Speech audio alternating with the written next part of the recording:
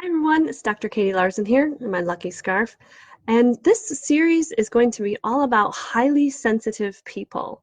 You're going to see several different videos in this series, and today's focus is just on what is a highly sensitive person.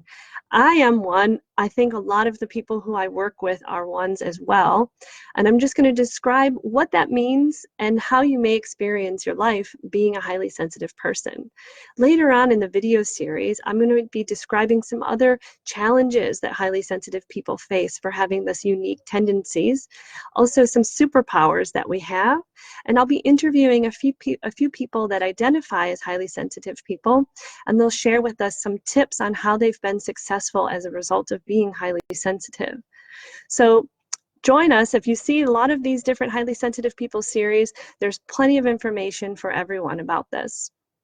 Today's video is just what is a highly sensitive person. Over in my blog this week, I have an article that says, are you a highly sensitive person? Yep, me too.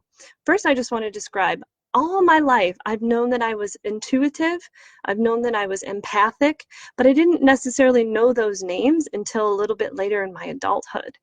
But what I didn't know until very recently was I'm what you call a highly sensitive person. And as soon as I learned the definition to this, everything in my life just made so much more sense. So what is a highly sensitive? We are someone who experiences the world very deeply. And what I mean by this is we sense our surroundings very, very aware. We feel our emotions really deeply. We even use all of our senses more so than the average person. So the average person would be put in one category, and the highly sensitive person is about 15 to 20% of the population. It doesn't necessarily have a gendered bias. It's 50% men and 50% women. And so as I describe this, you might recognize your partner in this, or you might recognize your child. My child is a highly sensitive child, and she clearly gets this from me. So what does this mean? Well, the original researcher of this, Dr. Elaine Aron, created a book, and she has a website and a quiz that you can test yourself to see if you're a highly sensitive person. But she has 4 criteria or 4 characteristics that she uses to describe highly sensitive people, and they are in an acronym, DOES. D-O-E-S. The D stands for we have a depth of processing. The O stands for we get easily overstimulated. The E is that we have an emotional responsiveness. And the S is we're very sensitive to subtleties in our environment. So what I'll do is I'll go through each of those in more detail, and you can start to resonate if this is you. We'll start with D, the depth of processing. Now, this is for when a highly sensitive person is introduced to a concept or a problem or an idea. Once we're introduced to that idea, we want to understand it from a variety of angles. We want to look at it from every single possible angle or every single possible lens and framework for how to understand that issue. What's really interesting about this is a very high quality skill that a lot of people want in their workplace or in their personal lives, but it can also be really tiring because as a highly sensitive person, when I have a problem, I tend to think about it from all different perspectives of how I can solve it. And so that really allows me some really creative solutions. I've been known to be in a jam and come up with a solution out of left field. But it also means that our brain is constantly scanning every single thing that we know to create a solution for that. It's also really interesting because when we're having a conversation or we're watching a film or we're reading a book, we're not just using it as entertainment and wasting time value.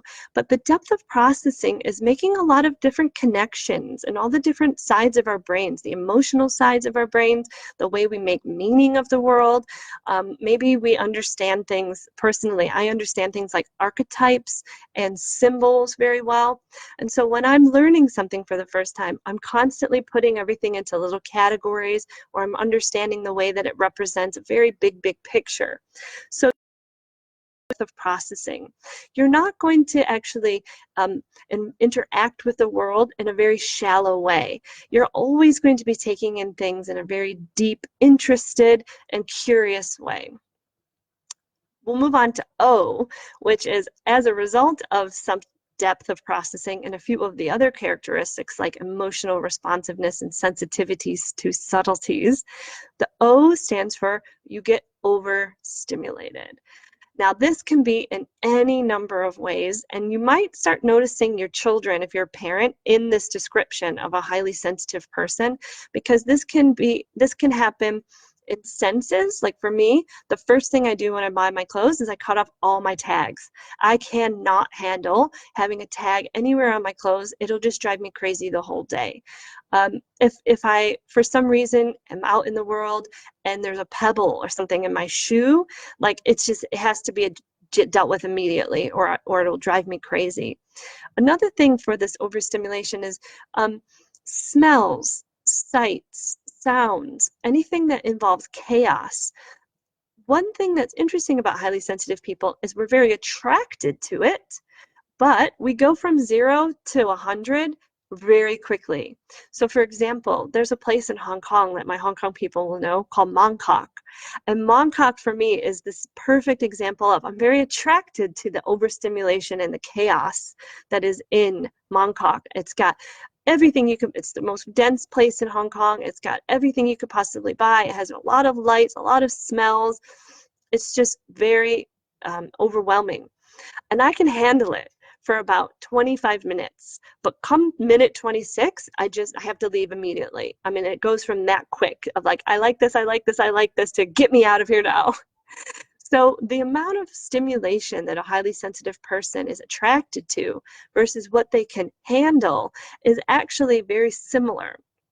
So if you've ever been with a child that seems like they're having a lot of fun at a party, or maybe they're just watching a television show that has a lot of stimulating lights and things like that, but then all of a sudden they get very upset, they might be a highly sensitive child. What you need to recognize as a highly sensitive person yourself is you need more time away from stimuli, and you need more time in quiet, calm places to recharge and to regenerate. This is definitely something that I've learned through a variety of things, because I am one of the highly sensitive people who is an extrovert. And 30% of highly sensitive people are extroverts. But you can see it's quite heavy that, 70% are introverts. But for the 30% of us that are extroverts, we love getting out in the world and mingling with people. And we really get a lot of excitement from being in big social settings. But at some point, we just crash and we need to get out of there immediately. And I remember when I was in college, I had a friend who would always ghost parties, like she would just leave. And I realize now I like to do that because I don't want to have to say goodbye to every single person, because it's too overstimulating to me. And I tend to now just ghost parties. I'll just leave without saying goodbye because I've reached my limit. And so if you're highly sensitive, make sure you give yourself plenty of rest and time away from the chaos to recharge. Now we'll go to E. E stands for emotional responsiveness. And this can be translated in two ways of understanding this. You have a very emotionally rich life, meaning you can discern between emotions and you can understand the difference between disappointment and anger very easily. The other side of that is you're very empathic. You pick up on other people's energies and you can feel someone's emotions as if they are your own. This is something that I've had for a very long time and have recognized as an empath. And yes, empaths are highly sensitive people. There's a relationship between it, and there's also a relationship between highly sensitive people and intuition, which I'll talk about in the S. But back to emotional responsiveness. What we tend to do is we feel such a wide spectrum of feelings, where a non-highly sensitive person would maybe stick with the very basics, and they understand that they are angry, afraid, joyful, and these are their main emotions. They can feel a few shades in between, and they can still feel complex emotion, but a highly sensitive person is feeling complex emotions for the majority of their day. And so they can discern when someone says, "Oh, you look mad." They say, "No, I'm not mad. I'm actually a weird mixture of like disappointed, anxious, nervous, maybe a little bit of this." And a non-highly sensitive person would listen to your reaction like, "Really? All of those at once?" Personally, the way that this manifests in me is sometimes I can be very disappointed in the reaction that I have from others when I describe my emotional life. I feel sometimes disappointed that I'm being misunderstood. I feel like for the majority of my life, I was told I was too sensitive, or if my parents or my family was like joking around with me and I would feel it in a really deep way, they'd say, "God, you take things too serious. Stop it. You're too sensitive." But I recognize now I was taking things in a more robust, rich, interwoven, complex emotional way. And those are not always easy to distinguish when you're a kid, but the older you get, highly sensitive people are very good at being able to articulate the way that they're feeling. So if you're in a relationship with a highly sensitive person, chances are when you're trying to ask them how they are and they're having a really hard time describing it, give them some time and space because they actually might surprise you with just how much they're feeling at once. The other way that this manifests is empath. You're feeling other people's emotions, and not only you're feeling their emotions, but you're able to pinpoint nearly exactly what they need. Personally, this was really helpful for me when I was teaching, and it's also helpful now as a coach who works with highly sensitive people. But when I was teaching, I could enter a room and I could nearly understand what every single student in the room needed based on purely what I was picking up on emotionally from them. You recognize that some people just need to be heard and seen, and you also recognize some people need to be challenged. And these are things that a lot of teachers who don't know they're highly sensitive might actually have this quality, and that has been a superpower for them. Just like Superman has kryptonite, the emotional responsiveness kryptonite is that you can feel the world very deeply, almost too much so. And this is where highly sensitive people have to create different techniques that will protect and conserve their energy in order to engage with the different people in their lives in a way that preserves their energy and it doesn't get intermingled with everyone else that they are around, like a little sponge. Personally, I use one where I'm aligning my chakras. I have a light that comes down and aligns all of my chakras, and then I zip it up into a little lotus flower. And in that little lotus flower, I keep all of my energy aligned and I keep myself safe, but I'm still feeling of other people's energies. I'm just not allowing them to permeate through those little lotus leaves. Maybe you don't do visualizations as well and you have other techniques, but it's really vital to work with someone or to create your own techniques to preserve that precious emotional energy that you are just giving out and receiving at so many different times in your day. The other um, quality is S. It goes really well with being an empath, which is S is you're very sensitive to subtleties. This happened to me this morning. I was laughing so hard.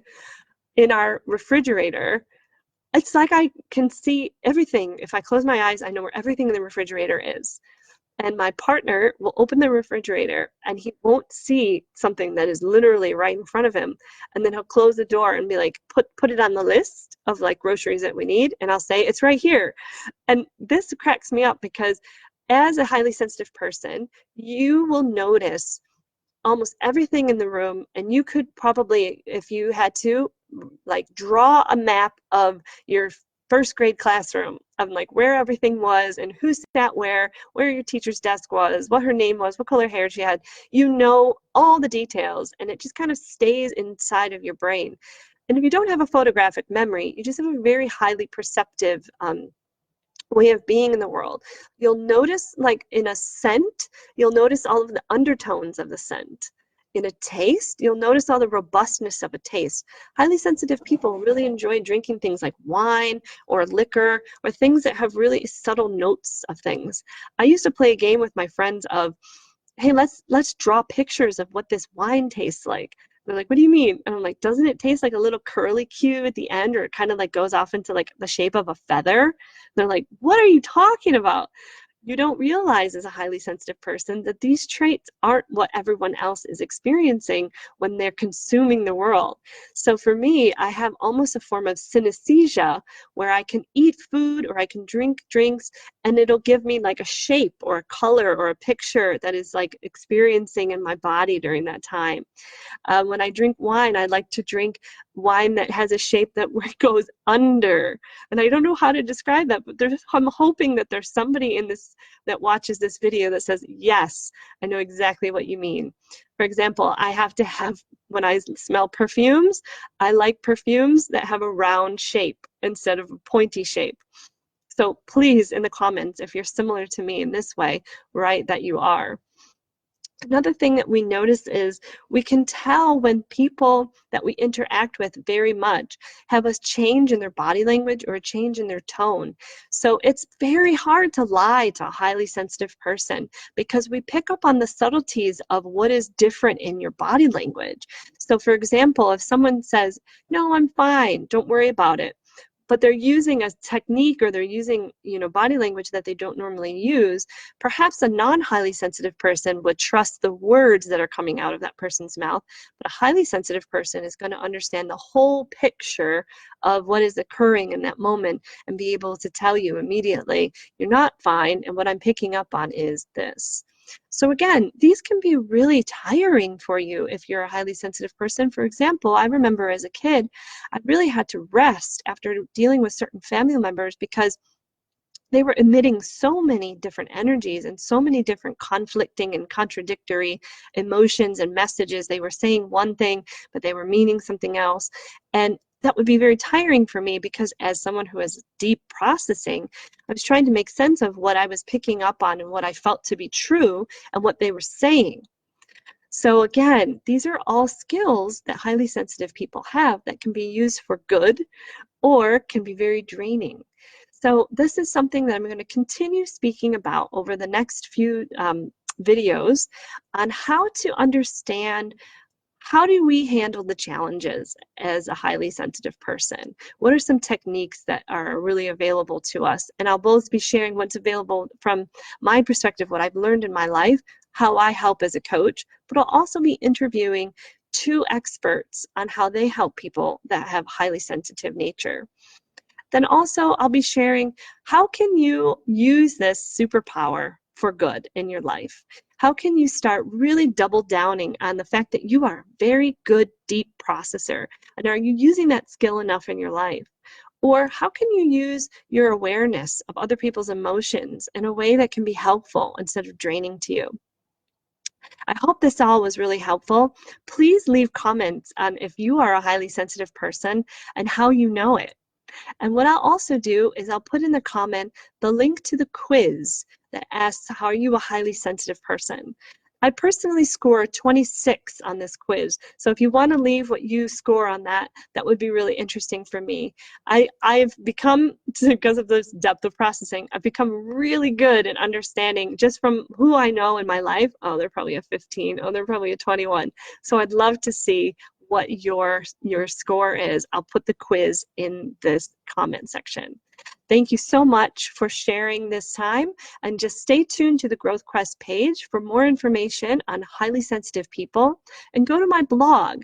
The blog, this series of blogs is all about highly sensitive people and everything that I've discussed and even more throughout the month. Take care.